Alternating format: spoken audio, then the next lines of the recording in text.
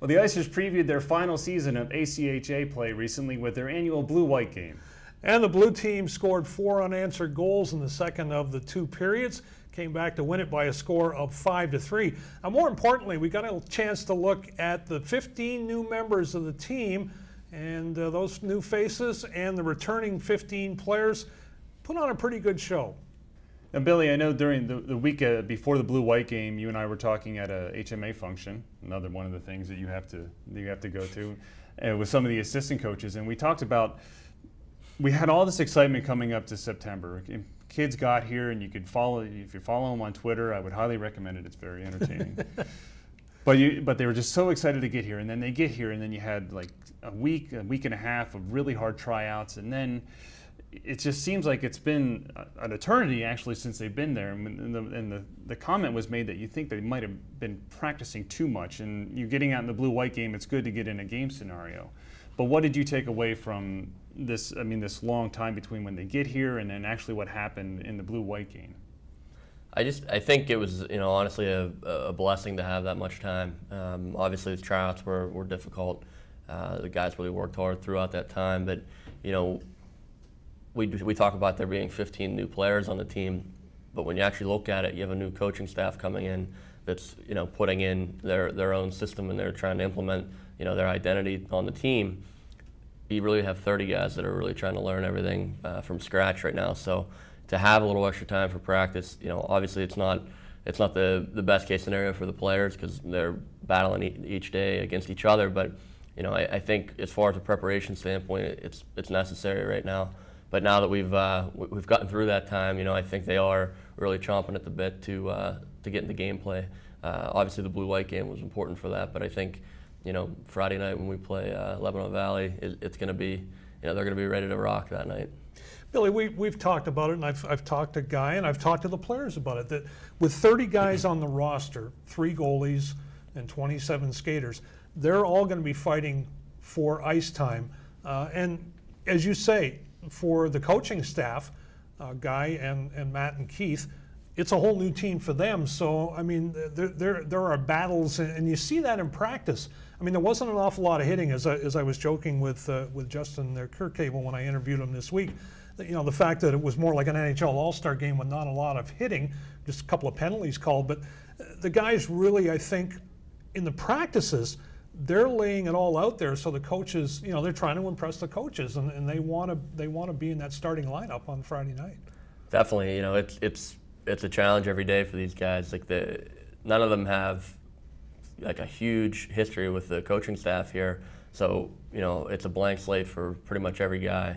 I would say for all 30 guys, so they have to perform day in and day out. And we talk about it at practice about there's one thing to do something with skill one time, but to do it consistently is what really sets you apart. And the guys that do that are going to be the guys that have the opportunity to play when the puck drops. And talking to some of the returning players, they've had to make an adjustment because the new guys bring an increased talent level. We all know that. But they also bring an increase in speed. And I know talking to Rich O'Brien, he said it took a little bit to get used to that speed. But from what I've seen, and you've had a more in-depth look because you're there for every practice, they've adjusted quite well, and they bring an awful lot of speed to the game as well. And I think they're almost it's kind of an osmosis thing that everybody is getting on the same page rather quickly. Although, as we talked about during the Blue-White game in that second period, there's still a lot of work to be done, and you mentioned that a little earlier. Yeah, I think the guys are willing to push the pace. Obviously, the returning guys, they want to keep up. They don't want to be shown up. Which obviously, if I was playing, it'd be the same thing. If you want to play, you got to really push it. But I think the area where I've actually been really impressed with some of the returning guys is their ability to make plays at a high rate of speed. Obviously, there's some new guys that can do it, but I think some of the returning guys are showing something they may not have had or may not have shown in their arsenal in the past. So one of the things that in the few practices that we've been to, and I don't know if you've been involved in these or a lot of these conditioning drills, and some of the guys lament them, but I remember when you guys won the weightlifting trophy as a team, you hated Brad Pantall when he made you do it, but he was your best friend when you were hoisting that Murdoch Cup.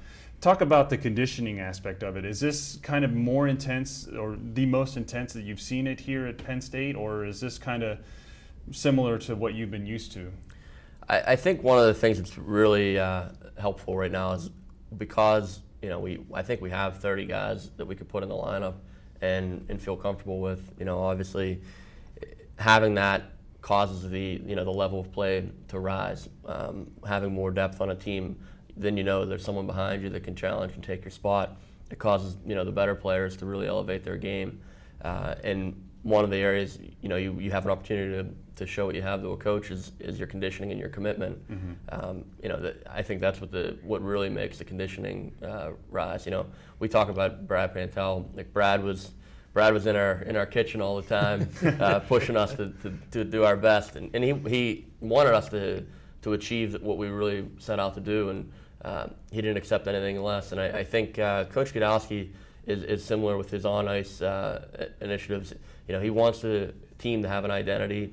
He is set what it is, and the guys have to buy into it. They don't really have a choice. It's and it's not so much a dictator's standpoint. It's the other players are really pushing each other. Mm-hmm. They're holding each other accountable to really buy into what we're trying to do here at Penn State. And one of the things I've noticed at the practices that I've been to is he injects some fun into it as well. One this week where you had, I think, 10 guys working inside the blue line with 2 nets, 2 goalies. And I've never, I've been playing hockey for over 50 years. I hate to admit it.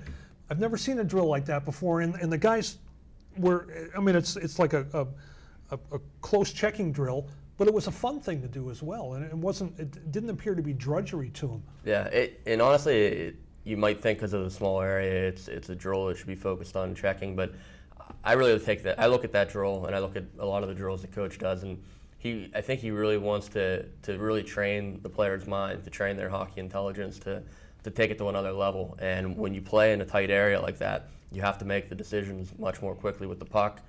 You have to move without the puck to get open, to use what area you do have to really have success. And I think if you watch Coach Gadowsky play, he wants high tempo, but you have to be an intelligent hockey player to be effective in that system. Yeah, absolutely. Well, I want to thank Bill Downey, the Director of Hockey Operations, for chatting with us tonight. We hope to have him on again. In fact, we will have him on again throughout the season. And if there's ever any question you want to ask or anybody you want to see on the show, you can email the show's producers. Go to the website, PennStateHockey.com. We'll take a break and be right back. You're watching the Hockey Valley Report. Certainly the team's ready for the season to start, and we're ready for the season to start, but there's going to be a lot more hockey coming up here in the Valley in the near future. Before we meet again here in the studio, the Icers will be on the road facing Illinois Friday and Saturday, October 14th and 15th. And I'm certainly looking forward to a return visit to the big pond at Illinois. Lady Icers are going to take the weekend off as they prepare for some NCAA Division III play towards the end of October. Then the Penn State Ice Lions will be traveling to St. Louis for the ACHA Showcase. Well, we look forward to talking a lot about Penn State victories the next time on the Hockey Valley Report. On behalf of our crew, I want to thank everyone for tuning in. And remember to check out PennStateHockey.com for more information, additional video clips, and game highlights. And you can email the show at hockeyvalleyreport@gmail.com. For Billy Downey, I'm Steve Penstone. And I'm Rodney Martin. We hope to see you right back here next time on the Hockey Valley Report.